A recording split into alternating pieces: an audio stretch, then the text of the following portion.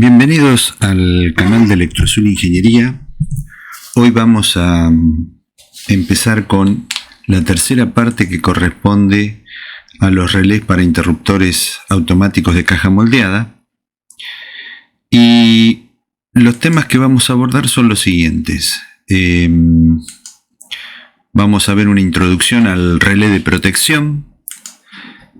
Vamos a ver los requerimientos básicos de una protección, las fallas eléctricas y la combinación relé de protección interruptor. Muy bien, entonces vamos a empezar con esta introducción al relé de protección, que como todos sabemos forma una parte importante de lo que es el interruptor automático, ya sea en sus modelos de caja moldeada o de bastidor abierto. Y vamos a ver la necesidad de la protección eléctrica. Nosotros sabemos que no es económicamente viable diseñar y fabricar equipos eléctricos que nunca fallen en condiciones de servicio. Los equipos fallarán siempre. Siempre habrá algún equipo que falle y fallarán una y otra vez. Y la única forma de limitar mayores daños al equipo y de restringir el peligro para la vida humana es proporcionar protección eléctrica rápida y confiable. Las protecciones de un sistema de energía eléctrica tienen como función detectar las condiciones anormales, localizar las fallas y retirar rápidamente de servicio el equipo defectuoso, es decir, aquella parte de la instalación o equipo que ha quedado con un daño importante y que por esa razón, como ya no responde a su habitual desempeño, hay que retirarlo de servicio. Muy bien. Entonces acá en este párrafo que vemos aquí, hemos dejado la idea. Las protecciones de un sistema de energía eléctrica tienen como función detectar las condiciones anormales, localizar las fallas y retirar rápidamente del servicio el equipo o tramo de la instalación que se encuentre defectuoso. Ese sería el concepto de la protección. Muy bien, entonces vamos a ver ahora las funciones que tienen los relés de protección. Un relé de protección es un dispositivo que opera para desconectar una parte defectuosa del sistema, protegiendo al resto del sistema de daños mayores. Las protecciones de los sistemas de energía eléctrica tienen las siguientes funciones principales que tienen que ver con la disciplina y con la funcionalidad y que las vamos a mostrar a continuación, pero siguiendo un orden de prioridad, siguiendo el orden de prioridad que nosotros creemos que es el que tiene que ser. Entonces, como primera prioridad es asegurar la seguridad del personal, ¿no? La seguridad del personal antes que cualquier otra cosa. Después tenemos salvaguardar el sistema eléctrico entero. ¿Esto qué significa?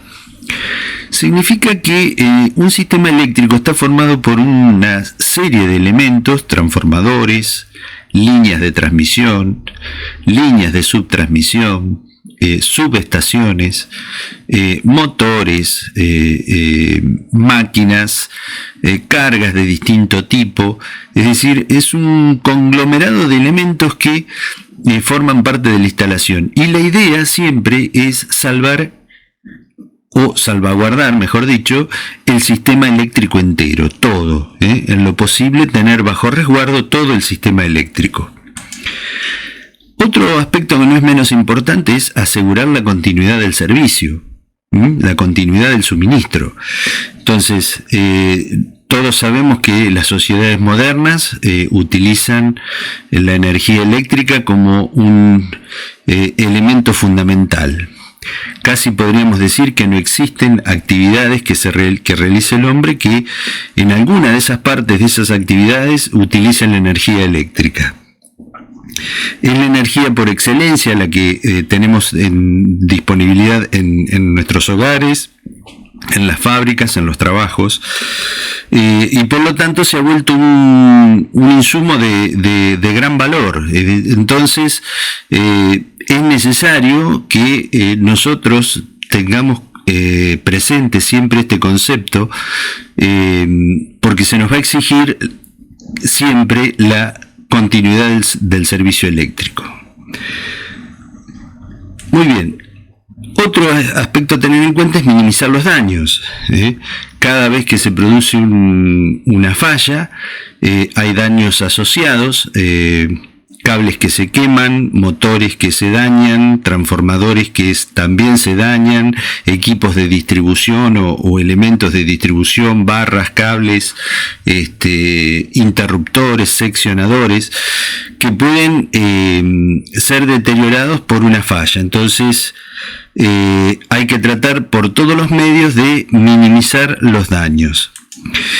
Y por último, obviamente, después de una falla siempre algún aparato queda inutilizado o ha quedado en malas condiciones y es necesario repararlo. Entonces es necesario reducir los costos resultantes de las reparaciones. Es decir, si nosotros tenemos una buena protección y protegemos verdaderamente nuestro sistema eléctrico, eso va a redundar en una reducción de los costos resultantes de las reparaciones.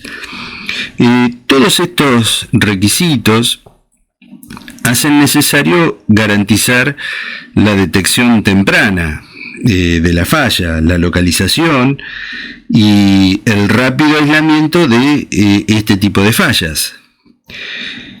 Y además la eliminación rápida y segura de servicio, que sacar rápidamente de servicio y en forma segura los equipos que han quedado dañados o deteriorados, ¿sí? Esas serían entonces las funciones que tiene una protección. Es muy importante estos 5 conceptos tenerlos muy en claro, porque a la hora de diseñar una instalación eléctrica siempre debemos tener presente estos aspectos. Muy bien, vamos ahora a ver qué se le exige a una protección. Recién vimos los principios, las funciones, y ahora vamos a ver cuáles son los requerimientos básicos de una protección. Entonces, para poder realizar estas funciones que vimos anteriormente, la protección debe contar o debe disponer o debe presentar las siguientes cualidades. La primera de ellas es la fiabilidad. La fiabilidad tiene que ver con la confiabilidad que yo tengo con respecto a ese tipo de protección. De esta manera, debemos tener fiabilidad en la protección para operar de la manera predeterminada cuando se detecta una falla eléctrica. Otro aspecto básico que se le pide es la selectividad y discriminación para detectar y aislar de forma segura solo aquellos elementos que hayan sido dañados o que estén defectuosos, solamente a esos elementos. No dejar toda una instalación con elementos sanos y elementos que no han sido perjudicados por la falla, dejarlos fuera de servicio. No, solamente tienen que quedar fuera de servicio aquellos elementos o tramos de la instalación que están defectuosos. Otro aspecto a considerar es la estabilidad y la seguridad. Dejar todos los circuitos sanos e intactos, y sin perturbaciones. De este modo nosotros vamos a garantizar la continuidad del servicio. Por otro lado, se le exige a una protección que sea sensible, la sensibilidad. Esta sensibilidad sirve para detectar incluso los valores más pequeños de corrientes de falla o corrientes o anomalías que el sistema pueda presentar, y de este modo se requiere que funcione correctamente con los ajustes que se hayan preestablecido en la protección. Y por último, se le pide a la protección un aspecto importante, que es el de la velocidad. La velocidad es importante porque permite operar rápidamente cuando sea necesario, y de esta forma se minimizan los daños y se puede garantizar la seguridad del personal. Muy bien. Ahora vamos a ver un poco qué son las fallas eléctricas. Bueno, las fallas eléctricas generalmente ocurren debido a la ruptura de los medios aislantes entre conductores vivos, entre las fases, o entre una fase y tierra, o entre un conductor vivo y tierra. Eso es lo que nosotros conocemos como fallas eléctricas. Estas averías pueden deberse a uno o varios factores. Por ejemplo, los factores que pueden llegar a intervenir en estos casos son los daños mecánicos, es decir, el aislamiento se rompe por algún daño mecánico que puede haberse ocasionado en el conductor, por ejemplo, en un conductor. También puede deberse a sobrecalentamientos, a sobretensiones causadas por rayos o por conmutaciones cuando se realizan maniobras. El ingreso de un medio conductor. Puede ocurrir que en determinado momento en una celda de baja tensión ingrese algún animal y entre en contacto con dos fases, por ejemplo. Es bastante común, y eso ocasiona una falla. Eso sería un caso no esperado, pero también puede ocurrir un accidente en el sentido de que imaginemos por un momento que se están realizando trabajos en el área y no se han tomado las medidas de seguridad correctas y necesarias, y a alguien se le cae algún metal o algún barra de metal o algún artefacto o algún cable o algo por el estilo que pone en contacto las barras de baja tensión a la salida de un transformador, y eso también puede llegar a ocurrir. Eso puede también traducirse en una falla muy grande. También puede ser la ionización del aire, el deterioro de los medios aislantes debido a un entorno hostil. No nos olvidemos que a veces las instalaciones eléctricas están en lugares o en ambientes que no son los mejores desde el punto de vista de la conductividad. Por ejemplo, un ambiente húmedo es un ambiente que favorece a la conductividad, y por lo tanto puede llegar a ocasionar pérdidas o derivaciones de corriente por lugares que no tiene que haber. También puede pasar que estemos trabajando en un ambiente con demasiado polvo en distintos tipos de industria, por ejemplo la industria que tiene que ver con la agronomía, con los cereales, los almacenamientos, los silos, son lugares con mucho polvo, y ese polvo puede llegar a depositarse en lugares y provocar con el tiempo transformarse en un medio conductor por algún motivo, por humedad o por lo que fuere, y ocasionar una falla. También hay ambientes corrosivos, donde se trabaja con vapores, que ninguno de ellos favorece al aislamiento, sino más bien por el contrario favorece a la conductividad. Bueno, la vejez del material aislante, el material con el tiempo y con el calentamiento se va deteriorando sus propiedades físicas y químicas, y va perdiendo las condiciones de aislante, y por lo tanto con el tiempo se resquebrajan, se rompen, se degradan, y finalmente dejan de cumplir la función de aislamiento y pueden derivar en una falla eléctrica también. El mal uso de un equipo, supongamos que opera un equipo alguien que no tiene la formación necesaria o no tiene los conocimientos necesarios para operar equipos que entrañen algún peligro, y el mal uso de un equipo puede ocasionar también una falla eléctrica. Muy bien, vamos ahora a ver las fallas eléctricas transitorias y permanentes. Las fallas transitorias son fallas que no dañan el aislamiento de manera permanente, y como tales permiten que el circuito se vuelva a energizar de manera segura después de un corto periodo de tiempo.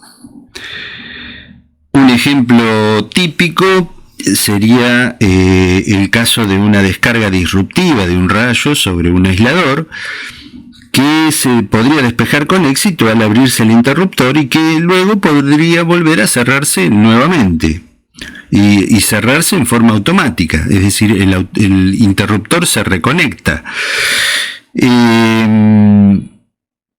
Las fallas transitorias como estas ocurren principalmente en equipos al aire libre, donde el aire es el principal medio aislante. En cambio, en la vereda de enfrente tenemos las fallas permanentes. Estas fallas permanentes, como su nombre lo indica, son el resultado de un daño permanente en el aislamiento del medio conductor.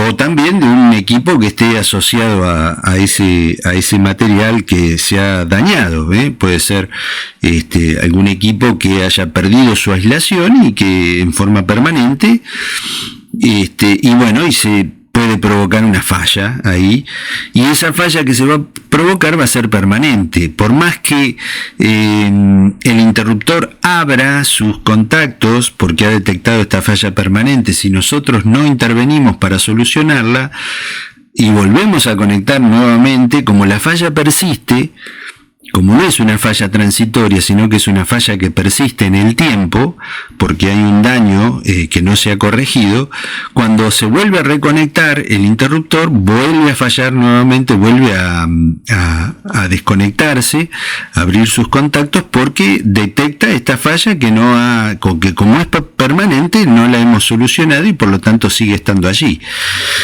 Bueno, estos son los dos tipos de fallas, las transitorias, que no dañan el aislamiento de manera permanente, y las fallas eléctricas permanentes que provocan un daño permanente en el aislamiento. Muy bien, vamos a ver ahora la combinación relé-interruptor. Entonces, el relé hoy por hoy forma parte de los interruptores automáticos de caja moldeada y los tipo ACB. Y es un tipo esta combinación es un tipo otorga una protección que es muy versátil y sofisticada a la vez. Y es la que tenemos en disponibilidad en la actualidad, y es sin duda esta combinación una de la que más se emplea, la que más se utiliza. El relé recibe información con respecto a la red, principalmente de los transformadores de medida, de los transformadores de tensión y de corriente. Aquí vemos un dibujo que corresponde a un relé y que ya lo hemos explicado en otros videos. Entonces, como decíamos, el relé recibe información a través de los transformadores de tensión y corriente y detecta una condición anormal y compara esta información con los valores preestablecidos y da una orden de disparo. Acá lo vemos, acá tenemos, lo explicamos rápidamente, tenemos una red de alimentación y una carga vinculadas a través de un cable, de un conductor y un interruptor. El relé de protección lo que hace es, a través de un transformador de corriente, detecta o sensa continuamente la corriente que pasa por el conductor, y a su vez en el interior tiene un valor de corriente preestablecido como referencia. Esta corriente preestablecida como referencia nosotros la llamamos corriente umbral, ¿sí? O valor umbral de la corriente. Mientras la corriente que circula por aquí, imaginando que este interruptor está cerrado, mientras la corriente que pasa desde la red de alimentación a la carga no supere el valor umbral que tenemos aquí almacenado en el relé de protección, la corriente sigue circulando en forma normal. Pero cuando el sensor que está acá, o transformador, pasa la información al relé de protección, y el relé de protección se da cuenta de que la corriente que está circulando por aquí es mayor que la que él tiene como referencia, manda la orden al actuador o disparador para que el interruptor se abra, ¿sí? Es decir, que lo podríamos definir de la siguiente manera, o decir de la siguiente manera: una vez que el detector se da cuenta de que existe una condición anormal, da la orden de disparo, porque evidentemente hay una presencia de algo raro, algo que no está establecido, que justamente supera el valor de referencia, y por ese motivo tiene que abrir. El relé puede también ser operado a través de una señal de disparo externa, o puede también ser operado a través de otros instrumentos, o también puede ser operado a través de un sistema SCADA, o otra de las formas de intervenir sobre el relé es a través de un operario, de una persona. La forma más confiable de proporcionar energía al relé es mediante una unidad de disparo de batería, una unidad de disparo de batería que está formando parte de esta fuente de alimentación, ¿sí? En realidad esta fuente de alimentación lo que tiene de bueno es que me independiza al relé de protección. El relé de protección requiere de energía eléctrica, entonces una opción es tomar la energía eléctrica desde la red de alimentación, y otra posibilidad es que la energía que requiere para funcionar el relé se la proporcione una fuente de alimentación, y esa fuente de alimentación está hecha con baterías, ¿sí? Son baterías de corriente continua, y esas baterías son las encargadas de alimentar al relé de protección y a todo el sistema de disparo. Entonces, ¿por qué es esto necesario? Porque en determinados casos, cuando existe una falla muy severa en la subestación transformadora, supongamos, y en esa subestación transformadora hay interruptores, la tensión puede caer muy por debajo, a valores tan bajos que prácticamente el sistema de disparo del relé de protección no funcionaría. Entonces, para evitar ese problema es que se utiliza la fuente de alimentación externa, ¿no es cierto? Muy bien. Estas baterías funcionan o proporcionan su energía cada vez que tiene que el interruptor realizar un disparo, En los tiempos en los que el interruptor no requiere hacer ningún disparo, las baterías vuelven a cargarse con energía de la red, vuelven a recargarse. O sea que siempre que hay un evento y que tiene que intervenir la fuente de alimentación alimentando a todo el sistema de disparo, una vez que finaliza ese evento, lo que ocurre es que esas baterías se vuelven a recargar. También ocurre que lo que se ha puesto énfasis ahora es en circuitos que están monitoreando continuamente al sistema de disparo, de forma tal de que estos circuitos que vendrían a funcionar como un apoyo más, generalmente se dice que es un respaldo completo el que proporcionan. Estos circuitos lo que hacen es controlar que el sistema de disparo en todo momento esté en condiciones óptimas de trabajo, ¿sí? Que no haya fallas, que haya siempre continuidad, y entonces están haciendo una supervisión, y en algunos casos también se pone un segundo sistema de disparo por si en algún momento pudiera ocurrir que el sistema principal de disparo tiene alguna falla, entonces interviene este segundo sistema de disparo de respaldo. Estas son las nuevas tecnologías que utilizan los interruptores y la combinación relé-interruptor. Ya vimos que para una instalación eléctrica lo que se le pide a una protección son varias cosas. Vimos que eran 5. Entre ellas estaba la continuidad del servicio, el salvaguardar todo el sistema eléctrico completo. Entonces, por eso es que se pone tanto énfasis en cuidar el sistema de disparo, porque el sistema de disparo en sí sería el aspecto más vulnerable. Porque yo podría tener un excelente interruptor, pero si el relé de protección y el mecanismo de disparo no funciona correctamente o adecuadamente, prácticamente esa protección no me estaría sirviendo. Entonces, el relé de protección cobra una importancia fundamental en los interruptores automáticos modernos, y se han dedicado mucho tiempo y esfuerzos para colocar los respaldos necesarios por si en algún momento ese sistema de disparo falla.